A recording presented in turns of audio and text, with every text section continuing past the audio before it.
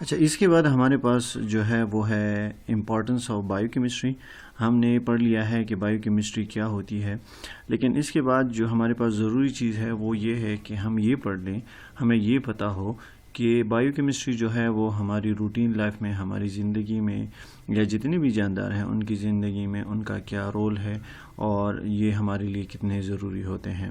تو سب سے پہلے ہمارے پاس کیا ہے کہ bio chemistry is the basic language of all sciences, یا ہم یہ بھی کہہ سکتے ہیں کہ یہ جو ہے ہمارے پاس it is the communication between all sciences. ہم یہ بھی کہہ سکتے ہیں کہ ہمارے پاس یہ جو بائیو کیمسٹری ہے یہ تمام سائنسز کے درمیان جو ہے ایک کمیونیکیشن، ایک رابطے کا ذریعہ ہے، کیونکہ جتنے بھی سائنسز ہیں، جتنے بھی جو ہے سائنس کی جو برانچز ہیں، اگر ہم بایولوجیکلی دیکھیں تو اگر آپس میں جو ہے وہ جڑی ہوئی ہیں تو وہ، یا آپس میں وہ تعلق رکھتے ہیں تو وہ بائیو کیمسٹری کی وجہ سے یا بائیو کیمسٹری کی مدد سے. ہم اگر فار ایگزامپل ہمارے پاس ہم کہتے ہیں کہ انیٹمی ہے اور فزیولوجی ہے. انیٹمی کیا ہے؟ دا اسٹڈی آف اسٹرکچرز، اور فزیولوجی کیا ہے؟ ان اسٹرکچرز کی جو فنکشنز ہیں، ان فنکشنز کی اسٹڈی کو ہم فزیولوجی کہتے ہیں.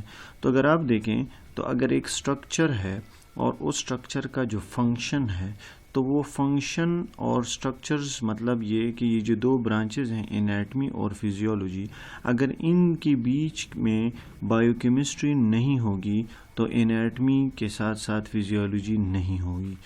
فار ایگزامپل ہمارے پاس ایک گاڑی ہے، اس گاڑی میں بہت سارے پرزے لگے ہوئے ہیں، اس کے مختلف پارٹس ہیں جو اس کی انیٹمی ہوگی، اور وہ گاڑی جو ہے ہر حصہ، ہر پرزہ اپنا ایک فنکشن دیتی ہے، اور وہ فنکشن دیتی ہے جسے ہم فزیولوجی کہتے ہیں. تو ہر پرزہ جو ہے اپنا فنکشن تب کرے گی جب اس کو فیول ملے گا، جب اس کو پیٹرول CNG ملے گی، جب اس کو موبل آئل ملے گا، جو اس کے اندر مختلف جو لوبریکنٹس یوز ہوتے ہیں، یا کرنٹ وغیرہ، یا الیکٹرک کرنٹ پاس ہوتا ہے، بیٹری وغیرہ لگی ہوتی ہے. تو ان سٹرکچرز میں فنکشن کرنے کی صلاحیت تب آئے گی جب ان کے بیچ میں فیول آئے گا. تو اگر آپ دیکھیں تو ہماری باڈی کے اندر انیٹمی اگر ہے، ایک انسان کی سٹرکچرز ہیں، لیکن وہ فنکشن تب کرے گا اگر اس کے جسم کے اندر بائیو کیمسٹری ہوگی یا بائیو کیمیکل ریئیکشنز ہوں گے، اس کو خوراک ملے گی، وہ خوراک پروسیس ہوگی، اس سے انرجی بنے گی، تب جا کے انرجی کے نتیجے میں اس کا جسم اپنا فنکشن کر سکے گا.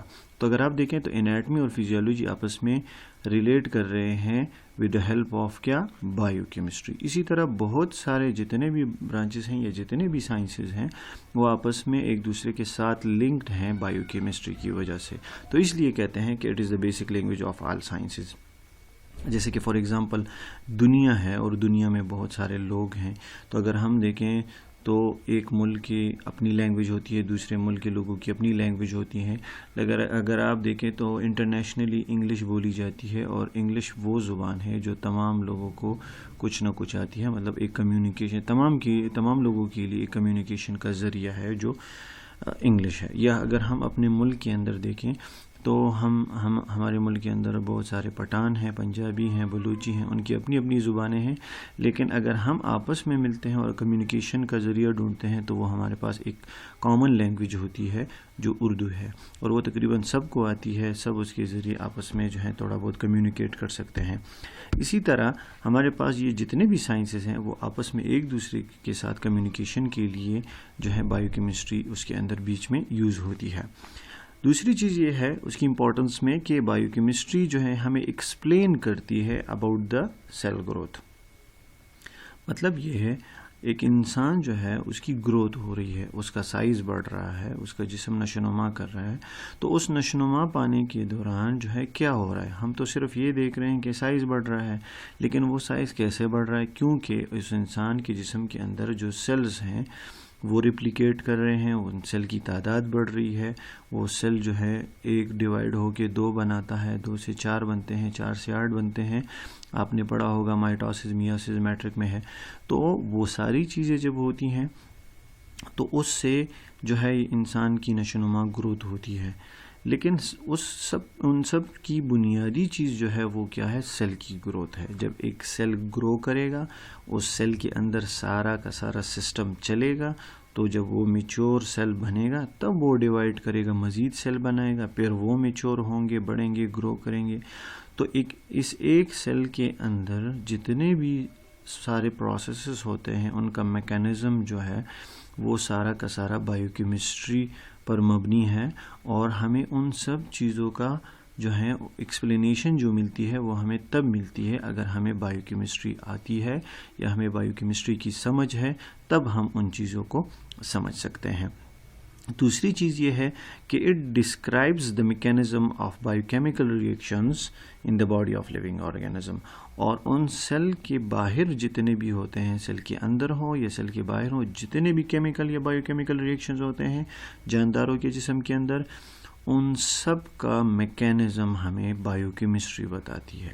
کہ ایک انسان ہے یا دوسرا کوئی جاندار ہے، اس کے جسم کے اندر جتنے بھی کیمیکل ریئیکشنز ہوں گے، وہ سارے کیمیکل ریئیکشن جو ہوتے ہیں وہ اس کے اندر ہوتا کیا ہے، ان کے ریئیکٹنٹس کیا ہوتے ہیں، ان ریئیکٹنٹس کے جو نتیجے میں جو پروڈکٹس بنتے ہیں، وہ پروڈکٹس ہمیں کیا کیا فائدہ دیتے ہیں، وہ پروڈکٹ جا کر مزید کیا کام کرتے ہیں.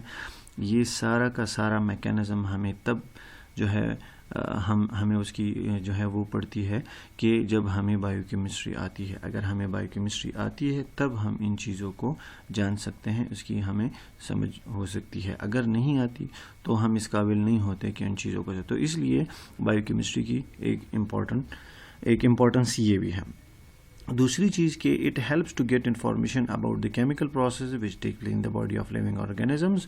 اور جتنے بھی کیمیکل پروسیسز ہوتے ہیں، جیسے کہ میں نے ابھی آپ کو بتایا کہ ہمارے ایک انسان ہے، ایک لیونگ آرگینزم ہے، اس کے جسم کے اندر سارے کیمیکل ریئیکشنز ہوتے ہیں، سارے کیمیکل پروسیسز ہوتے ہیں. اس میں آپ کو میں نے ایک بتایا کہ فار ایگزامپل سیلولر ریسپائریشن ہوتی ہے، کہ ایک انسان خوراک کھاتا ہے اور اس خوراک سے جو ہے کون کون سے نیوٹرنٹس جاتے ہیں، سیلز کو ملتے ہیں، اور اس سیلز کے اندر وہ جا کر اس سے کون کون سے کیمیکل پروسیسز کے نتیجے میں کیسے انرجی بنتی ہے، اور وہ انرجی مختلف فنکشن میں یوز ہوتی ہے. تو یہ سارے کیمیکل پروسیسز ہیں، اور یہ سارے کیمیکل پروسیس کے بارے میں ہمیں کون بتاتا ہے؟ بائیو کیمسٹری ہمیں ایکسپلین کرتی ہے، ہمیں بتاتی ہے کہ اصل میں ہوتا کیا ہے.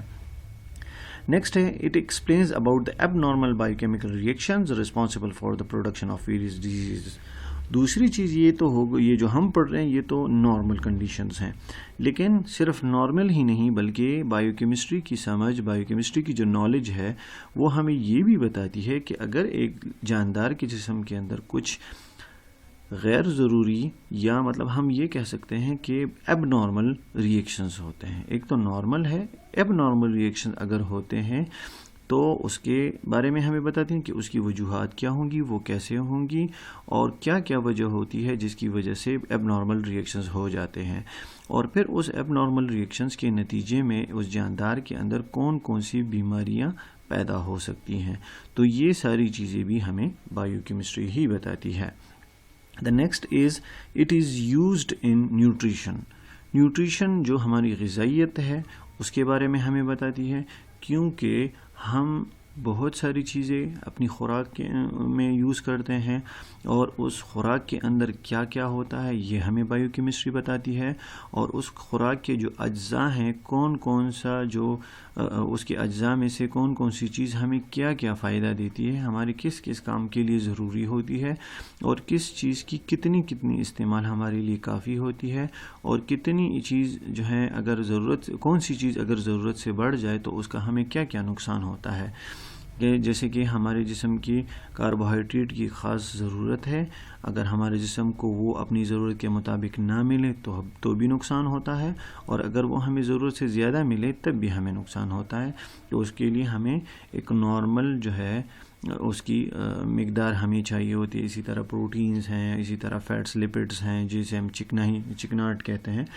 تو یہ ساری چیزیں ہماری خوراک کا حصہ ہوتی ہیں.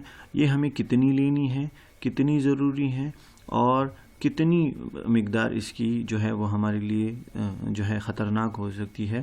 یہ ساری چیزیں ہم پڑھتے ہیں نیوٹریشن کے اندر، غذائیت جسے ہم کہتے ہیں. اور یہ ساری چیزیں انہی نیوٹریشن کے بارے میں ہمیں تب زیادہ پتہ ہوتا ہے، یا ہم اس کو زیادہ بہتر اس لیے سمجھ سکتے ہیں کہ اگر ہمیں بائیو کیمسٹری آتی ہو. اگر ہمیں بائیو کیمسٹری نہیں آتی تو ہم اس قابل نہیں ہوتے کہ ہم ان چیزوں کو پراپر سمجھ سکیں اور ان کے فوائد جو ہیں اس کے بارے میں باخبر رہ سکیں. دا نیکسٹ از کہ it have a role in diagnostic field.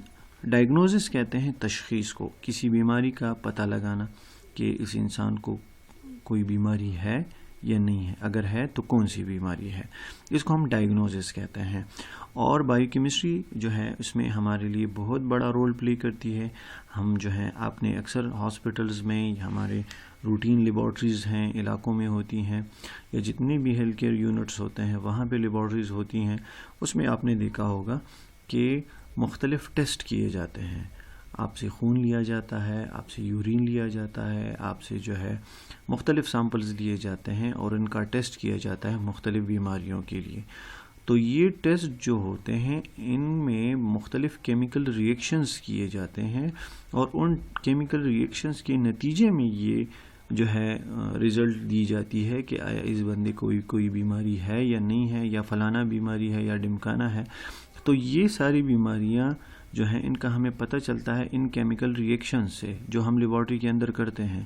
اور یہ بھی اگر آج ہیں یا آج ہمیں اس کی اتنی سہولت ہے تو یہ بائیو کیمسٹری کی بدولت ہے. اس کے علاوہ دا نیکسٹ از کہ it have a role in pharmaceuticals.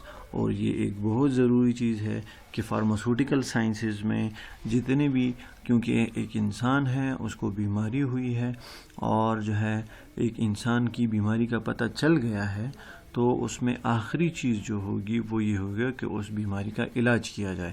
اور اس علاج کے لیے ضروری چیز جو ہوتی ہے وہ ہوتی ہے دوائی، جسے ہم میڈیسن کہتے ہیں.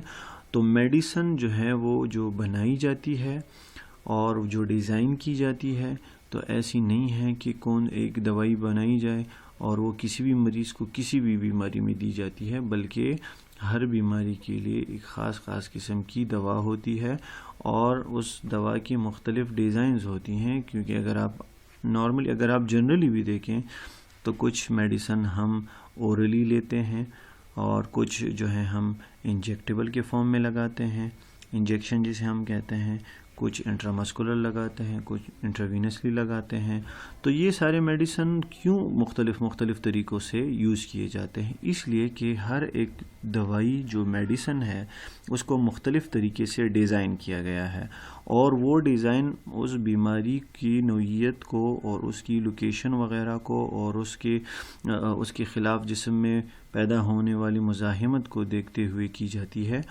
اور یہ ساری چیزیں تب ممکن ہے، ایک دوائی کو ڈیزائن کرنا، اس کو بنانا، اس کو جو ہے استعمال کرنے کا طریقہ، یہ سارا کچھ ہم تبھی کر پاتے ہیں اگر ہمیں بائیو کیمسٹری کی سمجھ ہو، اگر ہمیں بائیو کیمسٹری آتی ہو. تو اگر ہمیں یہ ساری چیزیں آتی ہیں تب ہم اس قابل ہوتے ہیں کہ ہم ساری ان چیزوں کو بنانے میں جو ہے مہارت حاصل کریں. تو ہمارے پاس ہمارے جو ایکسپرٹس ہیں ان کو بائیو کیمسٹری کی اچھی خاصی نالج ہوتی ہے، تب جا کر وہ یہ میڈیسن بناتے ہیں، اس کو ڈیزائن کرتے ہیں. مختلف بیماریوں کے لیے مختلف ڈیزائنز اور مختلف میڈیسن بنائی جاتی ہیں اور وہ جو ہیں استعمال ہوتی ہیں، اور جن کے ذریعے ان بیماریوں کا علاج ممکن ہو پاتا ہے. ہمارے پاس اگر آپ دیکھیں اوورال تو بائیو کیمسٹری کا تعلق تمام میڈیکل سائنسز کے ہر شاخ سے ہوتا ہے، ہر برانچ سے ہے. اور اسی لیے جو سب سے پہلا امپورٹنس ہے وہ ہم نے پڑھا کہ it is the basic language of all sciences. تو یہ تمام سائنسز آپس میں جڑی ہیں بائیو کیمسٹری کی وجہ سے. اگر آپ اس بائیو کیمسٹری کو ان تمام سائنسز سے نکال باہر کریں تو ان سائنسز کے بیچ میں کچھ نہیں رہ پائے گا. کیونکہ یہ تمام سائنسز جو بڑھ رہی ہیں، جو کام کر رہی ہیں، یہ صرف اور صرف بائیو کیمسٹری کی بدولت کر رہی ہیں. امید ہے آپ کو سب سمجھ آئی ہوگی. کسی قسم کا کوئی ایشو ہو تو آپ جو ہے پوچھ سکتے ہیں اپنا کویسچن، اور آپ کو مزید ایکسپلینیشن دی جائے گی. Thank you so much.